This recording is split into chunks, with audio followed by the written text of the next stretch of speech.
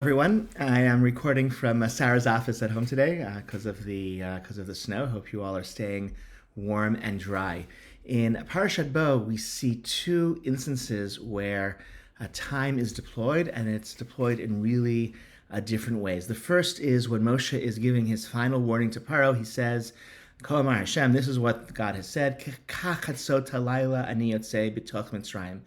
Around midnight, kach chatzot, I'm going to go out amidst Egypt. And Rashi points out that God was being deliberately vague in that timing, kachatzot, because had God said, exactly at midnight, this is when these events will occur, Paro, who may have had a somewhat less precise clock than whatever God's divine timepiece is, would have the opportunity to say, the plague is late, it must not be occurring. And so by saying kachatzot halayla, by removing the possibility of that precision, God also took away from Paro the chance to exert any response, to have any agency whatsoever in this response to the plague. This is contrasted in the next parak, where our very first mitzvah is Chodesh Zeh Lachem, right? The first mitzvah given to the Jewish people as a Jewish people is to see the new moon and to signify it as the beginning of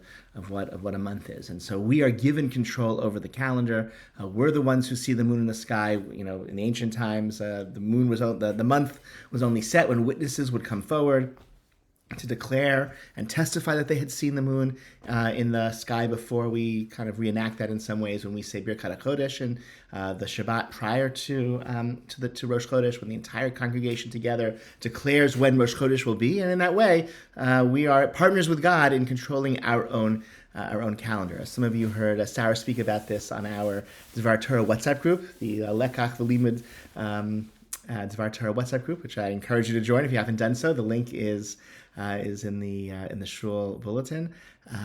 She spoke about time, and she also spoke about Jewish people's own agency over the course of the Exodus, and I think they really do come together.